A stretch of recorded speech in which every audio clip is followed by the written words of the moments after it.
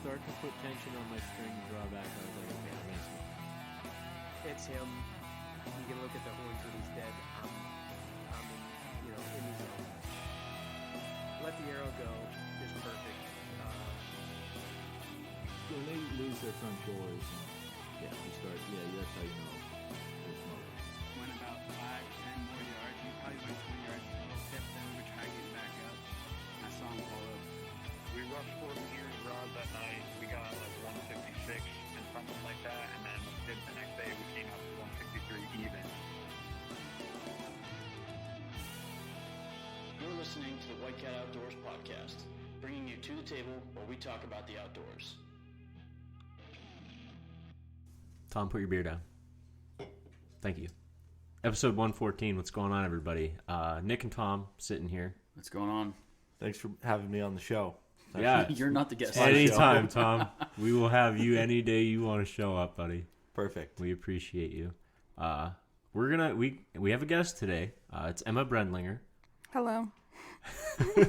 And we're going to be talking taxidermy today. She's big time taxidermist. I've had some work done by her. I'm currently having work done by her. I can't say that I've given her Speaking of which, that's because you don't kill anything. Can I get a time frame? Like, I was thinking maybe I pick my Fisher up next week. Yeah. Wouldn't you want your deer back first? No. Fisher's way cooler. Way to put her on the spot, Tom. Yeah. But yeah, I have not gotten any work to her yet. But like I said, you don't kill anything. So I killed a doe this year. You didn't take it to her? Why not? I said when I get a good doe, I want a big doe. This, I mean, it was okay. It was like it was a decent doe, like 105 maybe. Wasn't a Pope and Young doe. No, but interesting. Well, I guess we'll dive right into it, Emma. Let's just start with where can everybody find you? Like on Facebook, Instagram. Where's your social media at? Where can people find you? Yeah, so I am on Facebook. You can find me at Brendlinger Taxidermy, and then I also have created an Etsy as of recent. You can find it. It's Bees Wildlife Artistry. That's going to be more of my wildlife artistry things like skulls, bone paintings, things like that. Oh, you got into some like burning or carving as well, didn't you? Yeah, I've done a little bit of both. More so with the burning. I need to get some better tools when it comes for that. So I've leaned. It does look really good, though. Yeah, I've leaned into painting a little more. So yeah, I'd like to build that up. Right on. That was a neat thing that like you don't really see. You know, like once in a while you'll see somebody that does like, or a lot of people do Euro mounts, but then like you're able to spice them up and really make them something special. I seen you did some like landscapes on some jawbones in the past that looked really good. Yeah, I like doing that. I'm working on a steer head right now, and I'm painting a steer on the head as well. So that's cool. pretty cool. Is it from somewhere like local here that for like a farm or? No, my uncle's a butcher, so I got a couple skulls from him, and I've just been tinkering on my own. So you've gotten into like cleaning out those steer heads? Yeah, they're gross. Yeah, we had one done a couple years ago, and we asked like 6 people, and they're like, "Nah, we don't do cow heads. Like that's way too much work." So how do you have to like boil it to clean it? Like I don't know. Is there a pot that big to clean it in? They do make big pots. I've been doing maceration. I got them when it was in the summertime, so that's where you just let it sit in that water and bacteria forms and kind of eats away at the flesh. And it smells really bad. You got to change the water pretty frequently, and then it takes a while, but then you're not boiling, so there's no real damage to the bone itself. Mm-hmm. I've never heard of that process. So you can only do that in the summertime? You can do it in the winter. You would just need like fish tank heaters. I use those when I'm degreasing skulls and stuff like that. But for maceration, again, it smells really bad, so it would have to be done not in my basement. Your basement? Yeah, no. So what, I guess, walk of life or like how did you get involved into doing all of this different taxidermy and art sculptures, I guess, with animals? Really anything outdoors. Yeah, like how did you get involved in all this? Or where did it start, the interest maybe? I guess it's been there since, well, forever. I come from a family of hunters and trappers, especially on my mom's side. You know, they've been trapping for generations, so I guess it's no real surprise that I ended up getting into it. What really piqued my interest was when I first started turkey hunting. I'd go out with my dad and stuff and seeing, getting a bird, hearing them, everything like that. It gets your fires you up. Oh, yeah. And after that, I was like, oh, I kind of want to start trapping. So we started doing that, and trapping's probably what opened up the doors to really loving being outside. What did you start trapping, I guess, early on? Early on, I started with my dad, and we had absolutely no idea what we were doing. I mean, we were going out. So you two learned together. Pretty much, yeah. He trapped a little bit when he was younger, but it had been years, and so it was kind of relearning everything. We would take peanut butter and rub it on the barks of trees and stuff, and we were catching raccoons and possums. And I feel like that's where everybody starts with trapping, is just simple. Everyone can catch a raccoon with literally anything, so start there and build up. Tom and I use, and we still do, dog food. What are you doing? And just blowing the doors in on the trade secrets. It's a top secret. Yeah. Well, they don't know what brand of dog food or the Kool-Aid mix, so I could Kool-Aid. smack you right now. they'll figure it out. Hot cocoa. That's the way to go. Look, trade secrets just getting leaked everywhere tonight. Hopefully there's lots of listeners for this one. There will be.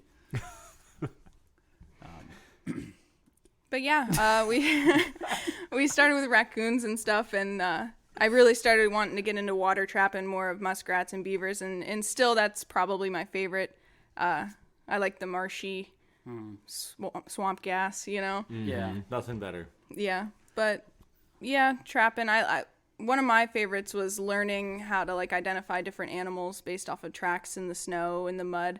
I like that a lot, and learning the different type of habits that the animals have, being able to figure out where an animal is, where it's going to go, get it to exactly where you want it to be, and to step in your trap. I think that's so much cooler than any hunt, anything else. It's a wild concept to think that like an animal that can go anywhere in the woods, and you're trying to get them to either swim or step on like a tiny little circle. Yeah. And I don't know, it's been just, I'm always amazed by it anytime we catch something. But and trappers definitely, like you said, just learning tracks and different things. People that are really into trapping definitely are on another level of woodsmanship, I think, than most other hunters, because they are always paying attention to every track they see. Anytime, like walking in the woods with my dad, if there is a depression in the snow, he is inspecting it to see if he can catch a critter on that spot. Just no matter where we are, what's going on, what we're doing in the woods, he's in tune with every little thing. Yeah. We do the same thing. My dad, even, scat too is a huge thing. He sees that. He's like, what is that? What animal is that? And he'll go, get a stick and start digging around. Yeah, it's great. I think while we're talking like marshes and stuff like that, I'm pretty sure you've got the best beaver, like weight-wise, of any of us trapping. I think was it last year, the year before you caught? I think it would have been 2 years ago. It was 58 is what our highest was so far. That thing looked ginormous on the table. I remember we stopped over like shortly after, and Tom and I got one that was like 52 and a half or something, 53. I caught one 2 years ago. 56 is 56. My best. But yeah, it's and that's a monster. Yeah, they are. Yeah, I don't know. Growing up, I always thought beavers were like the size of raccoons. I don't know what. Like I just for whatever reason that's just what I thought, and then started trapping them and seeing other people trap them. Like, whoa, these things get huge. Yeah, and you drag a 50-pound beaver out of the woods. It's like trying to drag a deer out. It's almost worse because there's nothing to grab a hold of on a beaver. Yeah. And you're typically going through a swamp. Yeah, which is not easy carrying them. No. So do you do more like deer hunting and turkey still, or have you kind of transferred into just trapping? I'm not much of a deer hunter. I go out a couple times a year, but it's never enough to where I have much of a chance of getting anything. I turkey hunt every year. As far as hunting goes, that's definitely my favorite. I make plenty of time to get out for that. But trapping's by far where I spend most of my time. That's probably for the best, honestly, being a taxidermist, that you're not super into deer season when thousands of people are calling you. I need a deer done. It's like, okay, well, I got some spare time. It's not like you're a diehard deer hunter. Like, no, I'm not touching that deer until January. Yep. So that's probably a good thing. When you mount them, you start to lose a little bit of interest in hunting them yourself because you see these big, massive deer, and then to go out yourself and see this, tiny little 8-point, you're like, whatever. I've seen better. I never really thought of it like that, but you see the best of the best. Right. I mean, most people, like, when they're getting it mounted, it's because it's something exceptional.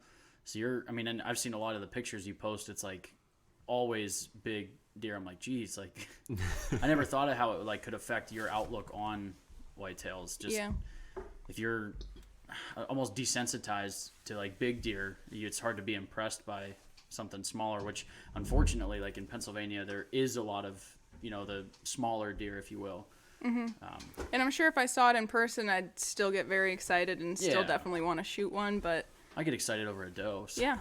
Just seeing something, just hearing something. I was always taught, it's a good hunt if you hear something. It's a great hunt if you see something. You don't need to get it. Just being out there is what's important. So. Sure.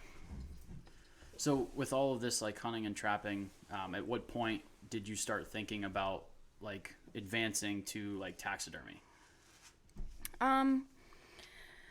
That didn't really come until after high school. Like being a kid and stuff, I remember like my mom would take us, nice Frank.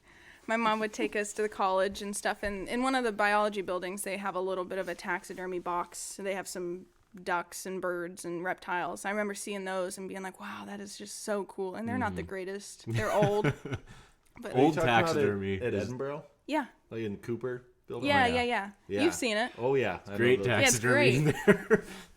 I'm sure it was good for the time. It's just it needs a good dusting. Mm-hmm. But stuff like that. And my grandfather had a bobcat mounted. I guess it was years ago now, but I remember seeing that and being like, that's so cool, to take it in that moment, bring it back to life, and it's cool. So that's where I first started getting interested. But then after high school, I was like, I don't know what I want to do. College wasn't it. I started looking like, maybe game commission. That didn't really click for me. Park ranger wasn't really doing it for me. So I was like, what do you have to do to be a taxidermist? And then I started looking. So yeah, anything to keep you involved somewhat in the outdoors. Basically. Obviously that's your passion. If everything you were looking at with game commission, park ranger, all that stuff. I knew I wanted to be outside. Yeah, exactly. Yeah.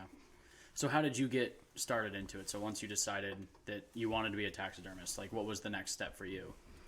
So I started with an apprenticeship. I apprenticed under Mike Testa. He was with Testa's Whitetails. He's no longer practicing.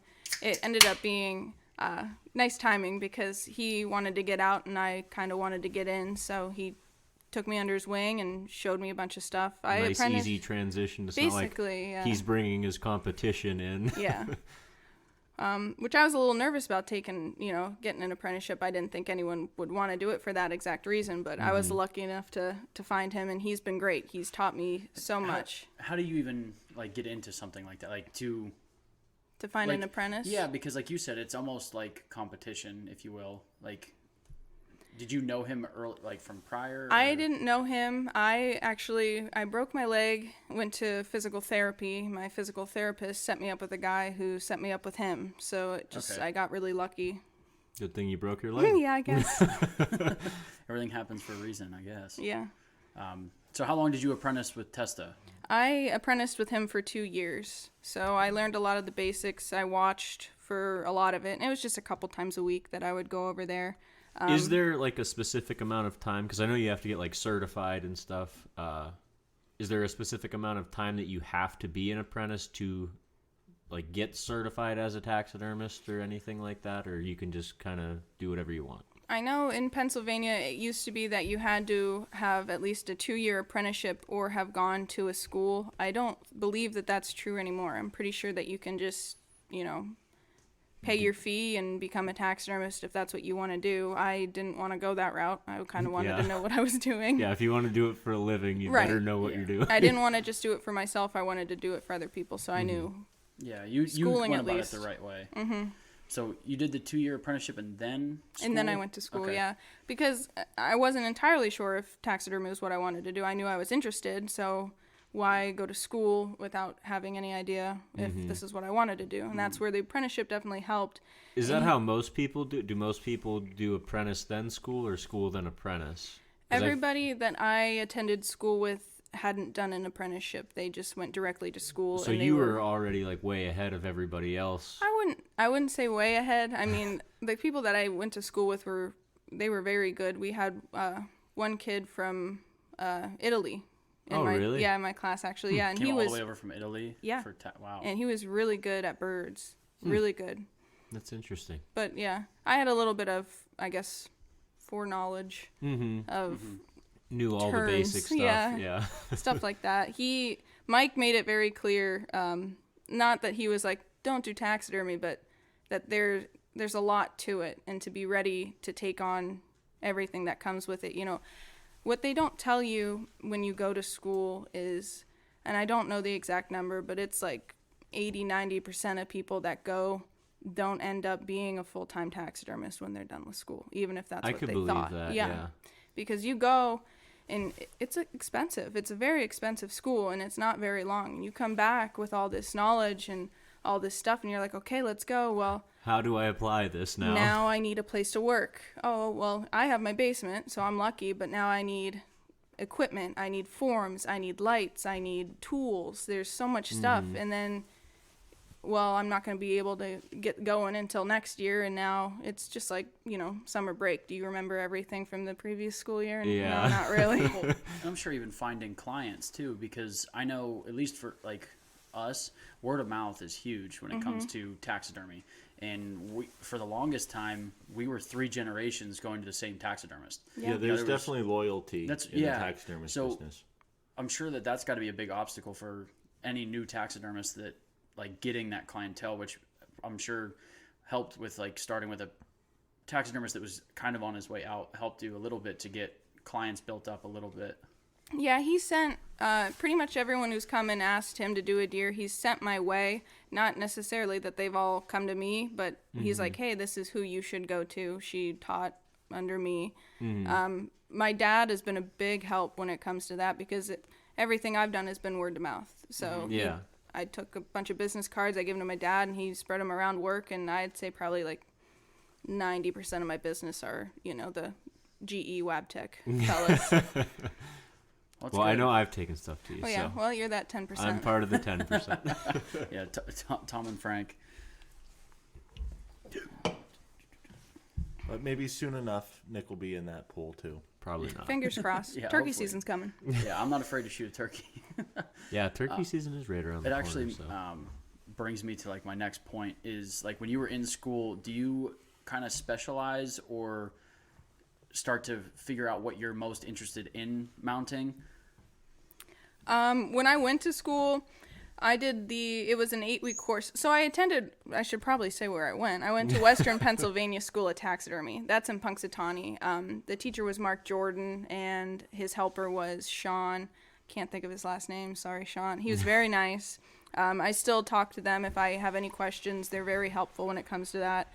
There, I learned deer, fish, birds, and mammals. So when I was there, I got to, you know, kind of see a little bit of everything, what I liked best. I liked mammals the best, but everything has its challenges. So yeah. What is it about the mammals that you enjoy? They're just so pretty. Gotcha. If I'm being honest. Yeah. No, that's a girly answer, but they're I mean, it's beautiful animals, and you can really get a lot of... And there's a lot of, like, you know, with small mammals and, you know, like cats and stuff, there's a lot of character in their faces and in their body language. It's not like a whitetail, and there is still character in a whitetail, obviously, but there's so much more in a bobcat or a coyote. I agree, especially because most of the time you're working for the full body. With the deer and stuff, you're only going from the shoulders up. So yeah, you can give them expression, you can move the ears, you can, you know, mess with the eyes, but with a life-size animal, you can do so much more. Yeah. To give it like a specific feeling. To really bring it to life. Yep. Habitat goes a long way too. That's probably another reason why I like mammals so much. When I do the deer, I don't really get to do any habitat work. At most, it's just a plaque. Right. So you seem to be pretty interested in like the habitat end of things too when you finish your Very much so. I think you can really accentuate amount. You can make it so much better just based off of the habitat that you have with it. Oh, I'm sure. And you said you do fish and stuff too. Like, do you do like water habitat with the fish, or do you just kind of like put them on a log or something? Do you get intricate with those, or are you just more intricate with the small mammals? Probably more intricate with the small mammals. When I do fish, I usually take a piece of driftwood and I'll mount it to the driftwood. With things like ducks and stuff, when I was in school, I did a standing duck and I had water in like the, you know, the fake water with the duckweed and stuff. So I can do that kind of stuff. But if you were going to go with a fish, I'm not sure how you would go about. Maybe you'd have to have it like on top. It almost have to be like a coffee table or something. Yeah, like something like that. You'd be, you know, a big piece, but you could, I will say the first thing that caught my eye when you just finished school and you did your trying to think of what you would call it, your gallery, if you will, when you graduated. Yeah, like a little showing. The birds were breathtaking for me, like the duck and the turkey. Ducks are like my favorite mounts. I would love. I'm not like a big waterfowl hunter, but I love duck mounts. I think they're gorgeous. Like I was super impressed with how well everything looked, especially with how new you were. But like the turkeys and the ducks were like better than a lot of them I've ever seen, which was. I was hoping you were going to say that birds were your favorite when we started this, but I like birds. Don't get me wrong, I do. Yeah. Turkeys, not so much. They're very hard to get right. I like turkeys in the sense that you get to paint the head, and you know, again. And you hand paint your heads, right? Yeah, I use an airbrush, so I guess not hand painted, well, but I paint them myself. You're doing yourself because I know they sell like you can just buy them ready to slap on. You can buy them pre-painted. So do you buy like a fake head, or are you freeze drying the actual head and then painting that? It is a freeze dried head, but it is not the one that the bird comes with. That 50 pellets just went through. Right. I buy one, but it is a real head. It's a freeze dried head that I did not know that. Yeah, I didn't either. Huh. Yeah, I thought it because I know I've heard of people like I know Chuck freeze dries turkey heads, so I didn't know if like that was just a norm because I knew it was either a freeze dried head or a plastic head. I didn't know that you can buy a freeze dried one. So you posted one. You did a video kind of rolling around, and that it was impressive. I was like, "Whoa, shit!" Yeah, I was happy with that one. So maybe if I get a turkey, I can. That's about the only thing you can kill is turkeys. So I'm not afraid to shoot jakes. That's my. Are you afraid to get one mounted? Yeah, I'll shoot a jake, and then I'll give you a bigger beard. We can do that. Yeah, we can make that work. I have a couple long. I've never mounted a turkey. I've always just cut the fan, cut the beard, and that's it. But I always wanted to get a turkey mount. I would get one like 3/4 strut gobbling on the roost. That would be cool. Have you done any like gobbling turkeys? The only ones that I've had come to me are full strut turkeys so far. I feel like that is the most popular. It's the most popular, yeah. Now, what I would just imagine like with like the skin for mammals versus birds. What kind of challenges come with working with such like a finer skin, I guess? I wanted to ask a question related to that because you and I had a conversation a while ago about my alligator head. So I was wondering if there are different animals like that are just like don't even bother with it, or they're just a lot more difficult. So that goes back to why birds aren't specifically my favorite. Their skin is so thin. So I have a fleshing wheel, like a bird flesher, and you just take it. The quills come through and are attached like into the skin, I guess would be how you would describe it. And when you take it across that fleshing wheel, you have to go in between the quills, and it's very easy to tear, very easy to rip. And with that fleshing wheel spinning the way that it does, it's very easy to just grip the whole thing, and then there goes your bird, toast, done, ruined. So a lot of pressure on birds then. Yeah, but birds are beautiful. I love ducks. Going back to the ducks, they're just, I don't know, something. Maybe it's because I know. I know very little about taxidermy, but like I know enough to know that birds are harder than mammals to some degree. It always seems like when you go to a taxidermist, everyone around here can do whitetail. It's when you get into smaller critters and birds is when it seems like that starts to. Not everybody does them, it seems. I think it's more so because deer are. That's what's most popular here, so that's what everyone learns. People shoot a couple deer a year and want them mounted. Not everybody's shooting a bunch of coyotes. Right. And like going back with like my showing and stuff, you were so impressed with my birds. That was with the help of my instructor. You got to remember, then I come home, then I start doing stuff by myself. It's like taking a step back. So, because I'm going from having a full shop. Right. A full shop. Anybody I need that can and will help me to get it to where I know it needs to be. They'll direct me in the direction that I need to go to. Now I'm on my own. Now I'm starting over. I know everything I need to know. I have it all written down, but it's putting it into practice and getting back to that level on my own. Having all of that equipment and everything you need to produce all of that. So it's easy when you have 15 deer to do and only one duck. It's very easy to be like, I don't even want to do ducks because by the time I get another one, I've forgotten everything that I just retaught myself. Yeah. That's a good point. What challenges do you find in taxidermy, like when it comes to like wounds on animals, like kill shots on deer or birds that typically are being shot in the head? Like, I guess, how do you fix that kind of stuff? Holes typically aren't that bad. I'll accentuate the cut to make it almost like a football shape, and then you can sew it right up with the hair, and you can't usually tell. I got 2 gray fox in this year. They were both shot with a bow, and the holes are probably about the size of a baseball on each one. Like, they're just destroyed. I don't know. I don't know what he did. Using guillotine arrows. Yeah, he must have. So that'll be a good example of whether or not I'm any good at actually fixing some decent sized holes. But I was gonna say it's probably more so a problem with coyotes and fox, because people be out deer hunting with their deer rifle and shoot a fox, and they're like, oh, I want this mounted and I want it to look perfect. It's like, well, you just blew a, like you said, a baseball sized hole in an animal that's not much bigger than a baseball. Right. So. Yeah.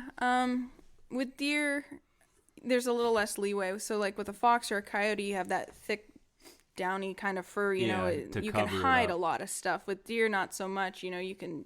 You get a bad cut and you can see that line with the way that the hair pattern comes down the deer. Yeah. Now, is that something that you fix pre or post tanning? Like, do you post tanning? So you tan it with the hole and then get it back and stitch it up? Because usually when you get stuff back from the tannery, and no shade on any tanneries, they come back with holes and stuff sometimes just because, they're taking it through the shaver and nicks happen. So you're going to have to patch holes anyway. And I'm not sure if you sewed up beforehand, they'd either have to cut it out or it might just come off. Probably tear apart just from it drying. I would think so, yeah. Interesting. We learn something every day. What would be, I guess, besides like wounds, what would be some of the biggest challenges you face when it comes to taxidermy? People wait too long to bring me their stuff. People will shoot a coyote and they'll leave it in the bed of their truck for a week, and then they'll be like, hey, I just got this. Can you do this for me? After it's half rotted. Right. And especially, this is one thing that people should know. Canines especially, they go bad very quickly. Your fox, your coyotes, things like that, they go green so quick. You shoot one of them, you want to get it you want to get it skinned out as soon as possible, because the guts and stuff just start eating away at that skin. Okay, so that's what I was going to ask when you said that. When you say it goes bad, you're saying it'll want to slip. Okay, so the hide slips. And then just for, you probably have a better definition than I do, but for people that don't know what slippage is, what exactly is that? The hair will fall out. So that's where, during the tanning process, slippage is when hair starts to fall out. Okay. So at that point, there's nothing that I can really do to prevent that from happening. So the sooner you can get it skinned out in the freezer or to me, the better. And we've seen that because we've done Euro mounts for I don't know how many people. That's here why and there. I quit doing them. Yeah, because people are like, "Oh, I just killed this 5 weeks ago, and it's just been sitting outside ever since." And it's 55 degrees. Yeah, we've the grease just soaking into it. It's and then they get it back and they're like, "Well, why isn't it white?" I'm like, "Well, because the brain grease has been soaked into the skull for 3 weeks." Yeah, I'm sure you see it way more than we ever did, but so that what you would say is just people not bringing it in a timely fashion is probably your biggest challenge. Problems with slippage is probably one of the biggest issues. I mean, anything else, it can be fixed. Little things like, especially with the canines, their facial structures can be very hard. We were talking about the emotion and the detail that you can get there. It's nice that you can do those things, but it can be very challenging to get it right. Especially bobcats would probably be one of the biggest ones. I have one to do that my grandfather got. I haven't done it yet. I would like to do a competition piece for it, but of course everything that I want to do for myself gets put on the back burner. That's to say, you said talked to you yesterday. You said you had like 3 or something. I have like 3 of my own that I just haven't done sitting yet. In the freezer. Yeah, pretty much. It happens, but the facial structure can definitely be hard to get. I've gone in and redone things 3-4 times over just to get it to the way I want it. So when you do, I'm sure if it's a problem, like when you do encounter slippage, what is there to do? Like, what can you do to hide slippage if it does happen? if you get slippage on like your mammals, like your fox or your coyotes, it can be pretty easy to hide. If it's like a big section, sometimes you just move the hair pattern in a way to where it wants to cover it up. If you get it on a deer, it's a little more challenging. There's tactics and stuff that you can use. You don't have to give away all your secrets. No. There's little things that you can do to try to keep it from falling out as it dries, because if it's wanting to slip, if you can get it to dry completely, it's not going to want to keep pulling out. Okay, so it's something that can almost be stopped if it is happening? If it has time to... If you notice it. Right. So if I'm doing a deer and, I got my tools and stuff pulling the cape into place, and I'm like, oh my gosh, this hair is really falling out. I know to be careful, and it'll take me twice as long to get everything to where I want it to be. But once it can dry and have time to dry, I won't brush it or anything. Like the hair follicles almost tighten back up and hold that hair back into place. So that's what's happening is like the. I'm not entirely sure what happens. I just know that the hair falls out. And you know how to kind of make it stop. Kind of, yeah. We only experienced it, I think, one time with a beaver, and actually it was a couple beavers, but Tom's really good about cleaning them up right away, but we noticed it was 2 or 3 beaver all from the same pond that we were having issues with. Yeah, I don't know. I caught them that day. Because we caught other beavers from other properties, brought them all together, and it was only the beavers that were out of one pond that were having issues with slippage. Was this after you got them tanned, or was No, this was right as you skinned them out? I was fleshing them, and like hair is just falling out everywhere. I'm like, what the heck is going on? I don't know if maybe that could be mange. Do beavers get mange? I have no idea. I don't know. I think mange is a canine disease, but I'm not certain. I'm not certain of that. I don't know. I don't know. But I don't know. I've fleshed. I don't know how many beavers. Like big chunks or like. Yeah, like. We couldn't even use them. Hide. Yeah, there was. Softball size patches just gone. Like I said, I thought it had to be some sort of sickness because we had probably a half a dozen beavers, and I think it was 2 from the same pond. Both of them slipped really bad, and the other ones were totally fine. I couldn't tell you. I don't know. Curious. Like I said, that was my one and only experience seeing that. So. No, definitely interesting. Yeah, but that's not really like a taxidermist type of thing, because you're dealing with them after they're already fleshed and dried or tanned already. So now, have you ever had someone bring you something and you're just like, yeah, there's nothing I can do with that? Not yet. No, not yet. I don't like think how you so. said not yet. Not yet. No, there's always time. We were turkey hunting deer hunting, and one of the guys we were with had shot a coyote with his deer rifle. And not to get graphic, but basically cut it in half. And he took it to the taxidermist and didn't show him the coyote yet. He said, "How good are you?" And the taxidermist was like, "Oh, I like to think I'm pretty good." And the guy this good? The guy showed him the coyote, and he's like, "I'm not that good. Yeah, nothing I can do there."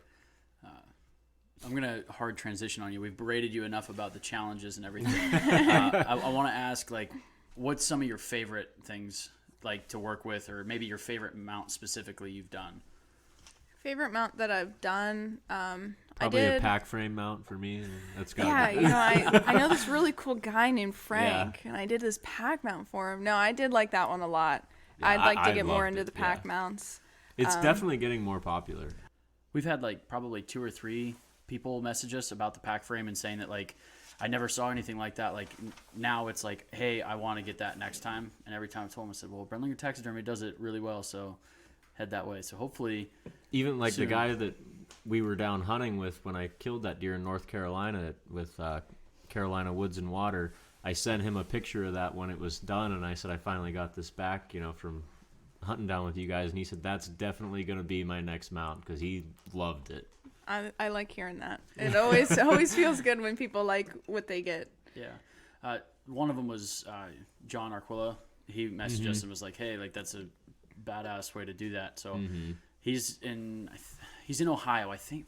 I can't remember exactly where in Ohio, but for good taxidermy, it's worth the drive. So make sure if he gets one, bring it this way. Yep. They just they're real sticklers about the CWD and all that kind of stuff. So just make sure you. I even asked you that when I was coming back from North Carolina, and I said, do you know exactly what the CWD stipulations are for North Carolina, bringing them back and we got it all hashed out and figured out what we needed to do. But it's definitely been an obstacle. It's mainly like they make brain and spine, correct? Yeah, it's all brain matter. So what they want you to do is have it caped out already, and then they want you to cut the rack off yourself, essentially, so that you don't bring any of that brain matter into this state. Okay. Well, so I got to ask, what's the proper way that you as a taxidermist want that to be done? Because I know cutting right through the hide can't be the way you want that. No. Well, when I did that week-long hunt in New York, I was worried about that, bringing a buck back to get it mounted if I was lucky enough to get one. But you can actually take it to a butcher and do like a taxidermist cut where they'll get it ready to bring. It was like $60 or something. Oh, okay. Will they cut the rack off for you Yeah, as well? yeah, they get it ready to take over a state line to the taxidermist. Okay, and then I would definitely say that's the way to go. There's two ways that people typically have them done, though. It's either a Y incision, so it comes from burr to burr down, and then, 8 or so inches down the spine. Okay. The other way is, I can't remember what they call it, but it's the same Y incision, but they go all the way down the entire cape. So you got to sew the whole way up. That's how we, up in Alaska, that's how we do moose, is take it all the way whole up way. their back to their burrs, do that Y incision to the burrs. How would you prefer it being done? Just the Y cut. Just the little Y down cut? 8 inches. Well, I'm sure it's just... It's less sewing, and I'm slow at sewing, so it saves me some time. Well, that and the longer the incision, I'm sure the more difficult it becomes to make sure it's perfect and less room because for you gotta error, try to really. hide that seam. But I'd rather have it than not at all. So if you want to do it the whole way down, then that's fine too. Either way is fine. So for the pack frame mount, what did you do for? Actually, I want to ask this, but then I don't think we actually got to. Yeah, your we favorite asked done. a question and then we just completely. Frank was like, it was I got you definitely way the pack off. frame. So where do you find the material to do the actual pack frame or habitat for it? The pack frame I actually used, it was an antique ladder. So that's pretty cool. I got it from, I can't think of the name now. It's in Edinburgh. They do barnwood furniture. Do you know who I'm talking about? I know that table right there is from the I'd guy's like name to- is Chris Brown. I can't remember the name Yeah, of his I'd like to- business. Yeah, the rapper. Is it Willow Creek by any chance? I believe it's Willow them. Creek. And I'd like to Thank give you, them the proper shout out. Sorry that I don't remember the name, but yeah, that's where I got him. He gave him to me. He was very nice. So that's where I got the ladder. And then, like I talked about with you, it was 2 pieces. So we did the head and then the rest of the body. I cut the hide off into 2, and then I used a nice big piece of foam to give that bottom roll some. I didn't realize that was 2 depth. pieces. You did really well hiding. When I first Thank you. sent her some pictures, I said that I wanted it to be in one piece, and then we talked a little bit, and you're like, it's going to be very difficult to get the look that you want, basically impossible to get the look that I wanted with it being in one piece, and you can't tell. Right. That's the first I knew that it was, and I've looked at a lot of pictures. I've seen it in person, inches. No idea that was 2 pieces. So Well, then I did a congratulations good on job. that. Thank you. right when you walk in the door of my house, it's literally the first thing you see when you walk in the door. So Yeah, with having the tail on the outside, you would have to do 2 pieces, but I'm glad I hit it well. yeah, See, you that should've definitely been- did. Should've been a trade secret you didn't let out. Who's gonna know how to do it? That's all right. You can have that one. That's a freebie. Okay, that's on the free subscription. So back to your favorite mount mounts. you've done. Yeah, I won't Favorite interrupt mounts. you this time. Oh, okay. Thank you. I did my dad's Red Fox when I was at school, and that's probably one of the favorite ones that I've done. See, you always throw me off when you crack the beer. I It is distracting. I took an old fence post from behind my parents' house, and I mean that has to be over 100 years old, that fence post, and I bug bombed it and everything like that, so it's nice and clean. I incorporated that into the habitat, and he wanted open mouth, so we went that way, and we used some extra pheasant pieces, some wings and stuff like that in the mouth. I just think that came out really nice. So you have it eating a pheasant? Mm-hmm. That's cool. as it's walking. it's really impressive. Yeah. That's awesome. It's one of my favorites. And then I did a life-size black bear mount as well. It was probably like a 4-foot bear, so nothing like gigantic, but enough to where I was like, oh, okay, this is big. He was laying on a log, and then when he got sent home, the guy actually had a honey, like a beehive, and he attached that onto it. It was pretty cool, but I liked doing that a lot too. It was cool to do a bear. Was that your biggest like single Yeah, piece that's you've the done? biggest thing I've done so far. Do you like doing bigger stuff like that, or do you prefer like the smaller animals? I liked it. It was definitely cool. I'd like to do it again. Right now, the biggest struggle is with something so big, and with where I'm working out of right now, I'm just in my basement, so it's coming up a flight of stairs. You're not doing like any elephants or anything? Not yet. Not yet. I'd like to. Big like 500-pound PA black bear. Yeah. Polar bear. Yeah. That's a question that I had. You're talking about like the habitat and stuff, and like the pheasant in the mouth. Do people give you like a lot of creative freedom when they bring you stuff like, this is kind of what I'm going for, make it look good? Or do people just say, this is specifically what I want, do it exactly like this? Do you have that room to get creative and do those cool things with the habitat? Yeah, I mean, there's a little bit of wiggle room. People come in and they're like, I want this pose, I want this form, and I want it on this type of habitat. So they'll be like, I want it on a forest scene.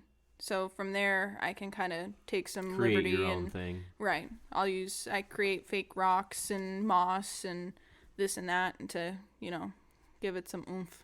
You see, I really do like your habitat that you add. Like I feel like we had a beaver done with some habitat like before you were doing taxidermy. By habitat, do you mean a whiskey bottle? That is on there. That was a homemade touch. No. Yeah, that was added, but the habitat that was put on this beaver looked like an art project from somebody in elementary school, in my opinion. It just didn't. It didn't look like a beaver swamp at all. No, like I don't know. It just there looked was like they like went flowers growing, and it looked like they went to Joann Fabrics and got like cheap like plastic flowers and like put it on like with a hot glue gun. Yeah, with like it was not good in any like so. I don't know. I was like kind of afraid to do habitats because like I thought they all looked fake because that was the first time we've ever done habitat. And like I said, took like 6 years to get this thing back, and it was years before you were doing. Yeah. We caught that beaver on the same day Donald Trump won the election, so it was 2016. Yeah, I think, right? We haven't had it that long, so it probably took like 3-4 years to get it back. But anyway, I was like afraid to do any sort of habitat. And then I saw your habitat, and I was like, "Oh, okay." So like, habitat it doesn't all look terrible. Yeah, it can be really good. A lot of the times with like buying the habitat, like decorations, I guess, like the fake flowers and things like that, you got to be careful about where you get them from. You can buy them right out of the magazine, but man, they are so expensive. It's crazy what they charge for some of that stuff, but it's quality stuff. So you kind of got to pick and choose where you spend your money. Yeah, I guess that's another thing I wanted to ask too. Like taxidermy is expensive. Anybody that does it knows, like, or anybody that one that does it professionally or that takes animals there knows that it's expensive. How often do you run into like that being a problem? Like, because you have to charge what you have to charge. Like you have to make money, and it's an art form. Like, how often do you run into like where money's a limit to not allow you to do things that you think should be done? I've had people not come to me because they think I charge too much. Yeah, and that's completely fine. But I keep myself at a price where I think it's reasonable to where my skill level is at. But it's still my job. Yeah, you got to make money off of it. You're not hurting for work either. No, I mean I've got just enough to keep me going for now. I could definitely use some more, so feel free to come my way. But not turning anyone away. No. But yeah, I try not to overprice myself, but I can't undercut myself either. And when I first started out, that was hard, and it's still hard. It's hard to justify your worth. Because you can see some people still charge $350 for a deer mount. I was gonna say there are some people that just do garbage work that are bare bones cheap, and a lot of people, I feel like it's a lot of like the older generation. Their mindset is still 30 years ago, 40 years ago when taxidermy was cheap, and they Right. could get a deer mount for $200. Right, and if now they're you're like, well, how come you're charging this much? I used to get deer mounted for $200. Well, times have changed. right, and That's that's how much fine. the mount or like the form probably costs. Anymore. Pretty much, yeah. When you get your materials and your tan and everything, yeah, it's expensive, And if you only want to spend $300 on a deer, that's completely fine. You're more than welcome to, but I can't. Not But that. you're gonna get a $300 mount. Right, you have to I understand can that. offer you a Euro mount for a little. yeah. What you spend is the quality you get, is Yeah. what I would say. So Yeah. if that's what you want to spend, that's fine. Just be aware of the quality that you're gonna get. Mm-hmm. Gotcha. I think there was just one more thing that we wanted to cover. It's probably one of the. It's in my opinion the coolest thing. Yeah, I guess we're gonna. Yeah, that's well. Do you have something else? No, that was pretty much it. Unless Emma had anything else she wanted to cover about her taxidermy. As far as taxidermy goes, not too much. I'm getting more into the artistry side of things, so more skull work and things like that. I'd like to start getting into sewing pelts, pillows, blankets, maybe garments. That So would be I would love amazing. if you did that. Making Yeah. stuff out of like purses and whatnot. maybe Why would you eventually. make it out of the purse? Wouldn't you want to make something? Making purses. He said out make of- it out of I purse. know what he meant. He wants you to make a deer out of a purse. That's not a bad idea. It's See sort of how like a good you niche really market. are. Yeah, that would actually, because there's like nobody doing that. No, not really. And with, pelts at an all-time low, I see a lot of people getting their stuff tanned rather than selling at the market. no And doubt. I don't blame them, but that's causing the tanneries to be extremely flooded, which then in turn means that I don't get my stuff back. Probably way bigger For- lead times. Yes, exactly. So that's why you're seeing, not just with me, but a lot of other taxidermists, I'm sure, their out time is being extended. It's not just because they're backed up, it's also because they can't get their stuff back. Yeah, it's not them, it's the tannery Right. that's slowing the process down. Pretty much. Eventually, would you ever want to work towards tanning your own hides? I wouldn't mind. I'd like to, but again, it's just space. I'd like to get a separate building built where I could have a little shop front in the front where I could do my artistry side of things and maybe some traps, lures, things like that, and be able to work out of the back. But right now, it's just not in the cards. So, but getting back to the pelts and stuff, yes, just keep an eye on my Etsy is pretty much what I wanted to say. I think the end of March, beginning of April here, I'll have a little more inventory of things for sale on there. So Are you taking like if say somebody shoots a doe, are you interested in getting like doe heads sent to you for that purpose to like decorate them, or I'm sure like a big part of this is you want to see a little bit, like you want to see less waste with animals. Like, so are you at a point where you want to start collecting jawbones or heads from people that aren't typically going to do anything with it? right now, I'd say I'm at a place where I'm getting quite a bit with friends and family. So Okay. to start having other people reach out, it might be a little bit much. Feel free to reach out. Just be aware I might not be able to take everything in just Gotcha. because of limited space.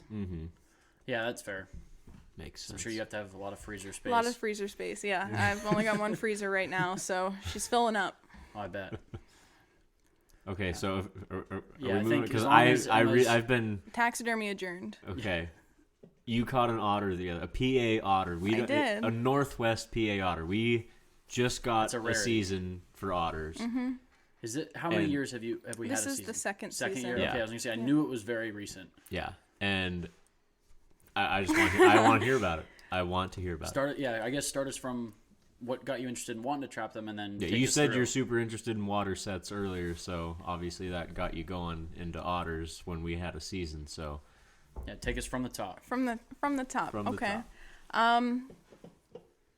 I guess I don't really know where to start. We've liked water trapping forever. It's been our favorite. We found this spot. We were kind of seeing some signs and stuff, and we weren't really sure if they were in there or not. And we were beaver trapping, everything like that. Didn't see nothing. Then we pulled out, and then otter season came in. We're like, okay, well, we'll go back down in there and we'll take a look around. poke And- around, yeah. Right, everything was frozen over at that point. We're seeing tracks and stuff, and we're like, they have to be otter tracks. Looking I'm and assuming I've never seen an otter track, so I'm assuming is it different, like a lot different than a beaver, or I mean, sorry, go ahead. No, go ahead. Tom's no, about to no. call you an idiot. I don't know. I've never seen the foot of an otter, so I'm just Oh, go ahead. No, It's Tom, best- I'd like no, you it's to. best I don't say anything.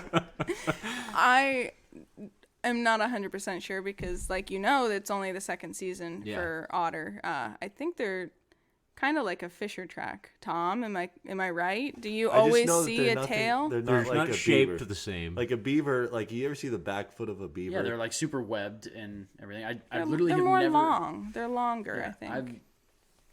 There's an otter There's foot an otter right foot right there. If I've never seen an otter foot, Nick, how would I know? you sit 3 feet from one every week for 114 weeks. and I just look right through the post at it, huh? That's not a bad idea. Anyway, Yeah, but there was one run that was open. The whole creek wasn't frozen over, so we were lucky enough to get it in a channel they were running and stuff, and just fingers crossed. And Wednesday we pulled him out, and everything all worked out. Yeah, so I'm glad. We had seen a couple spots where it looked like an otter toilet, and I had done some research and stuff. We were trying to figure out, I gotta ask, what is an otter toilet? Otter toilet. Otters will go to the bathroom in the same spot over and over again. So, I did not know that. Yeah. So otter scat has scales and stuff in it because they eat mostly fish. Which a lot of people think, oh, these cute little things. I've had a couple negative Nellies on the interwebs. Yeah, I'm sure there's plenty of those. Yeah, but yeah, they're not cute. They decimate the fish population. So just keep that in mind. Yeah, there's a reason there's a season for it. Yes, there's a reason there's a season for them. I was gonna say, I'm sure a lot of people around here don't know much about them because it's only our so second new. year with the season. Exactly. They're just I've never starting even to seen move an otter in into the this wild. area. I have never seen one alive in the wild. I pulled Caught out of the one. trap. Yeah, I caught one. Lucky. Very, very ecstatic about that. I mean, obviously luck plays into trapping, but you have to be in the area. Like, you have to know. You have to be in an area that they're at. Which It's takes just like knowledge. Fisher. Just like Fisher. Yeah. Mm-hmm. You could be the best trapper in the world, but if you're setting up in the wrong spot, you're never going to catch them, and luck won't help you with that either. Yep. So, I think you got to give yourself a little bit of credit. Yeah. So what were the stats on this otter? He was 22 pounds, and he was 4 feet from nose to tail. So. Now, I don't. Was that a big otter? I was going to say, yeah, I was going to ask. Yep, he was a big male. Yeah. Okay. Now, typically, I don't know much about otters, but like beavers, there's typically like a mating pair, and then you have like the pups. But if you find one otter, you caught one big male. Typically, does that mean that there's more in the area, or is it more like a fisher that could have a huge home range? I think they're mated pairs. Don't quote me on this. I don't know a ton about otters, but I'm pretty sure they're mated pairs. I do know that the kits will stay with the mom and dad until the following year, and then they'll kick them out. Similar to beavers. Similar, yeah, but I'm not sure if they mate year after year. Okay, yeah, I don't know much about the biology of them and how much they mate. Me neither. So, and I'm not entirely sure when they mate. I'm not sure if it's, March, kind of like beavers and things like that, or if it's now more like the coons and stuff. So I'm not sure if you could get just a male roaming through. Gotcha. So Interesting. Yeah, I didn't even realize there was a season, to be honest, for otters. It's so new, and I've never, I guess, even considered looking for otter sign anywhere we trapped. So when I saw it, like, scrolling through Facebook, you holding an otter, I was like, damn. Like, when I saw you had an otter, I was about to text you, like, tell me, but I was like, we're about to have her on the podcast, so I'll talk about it then. No, so that's really cool. yeah, I mean, we had a feeling they were there, but So did you catch it on a blind set, just moving yeah, through? yeah, he was just moving through. There was a creek and then more of like a pondish area. I'm sure there were fish and things up in there. So we knew they were running that area, and we caught them How in a many run. sets did you have out? You're only allowed 2, right? I think it's 2 per person. Okay. Me and my dad were out. I think we had 3 sets, but all were conibear and all were in the water. So they were all blind sets? Do you know All were anything blind about sets. baiting otters? I don't even know what they'd come into. I would think fish. Is there a certain type of fish that obviously probably crick chubs and Whatever's in the water. Whatever's in the water, I would Yeah. think. I know if there was a preferred fish that you could kind of use to, like, Tuna, probably. Yeah, I'm sure. I know that they eat muskrats too. Oh, people really? People don't think Really? that. I You're was just telling me talking. those cute little furry animals. Yeah. They eat muskrats. Wow. Yeah. They would I know, kill? it's crazy. No way. I thought they just ate leaves. Just plants. Yeah. I mean, I guess I knew that they were meat eaters and stuff, but they are, like I said, there is a reason for the season. do decimate another population of animals, and you have to keep them in check. It's all about balance, yeah. Yeah. And I think we'll start seeing more of them, honestly.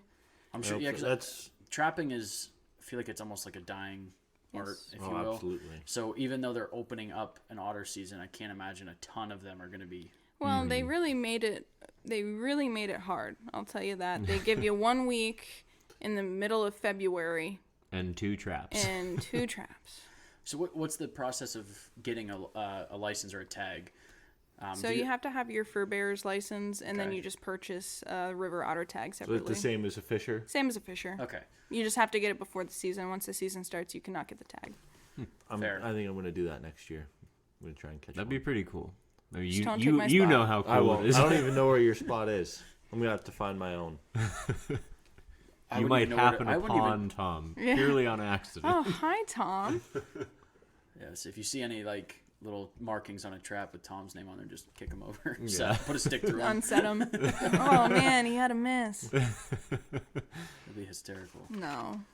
Yeah, there's 2 things on my list that I want to catch that I haven't caught yet. It's a coyote and an otter. Yeah, we did good with coyotes this year. You were saying you caught 5? Yeah, we caught 5 this year. Caught 5. All in foot traps?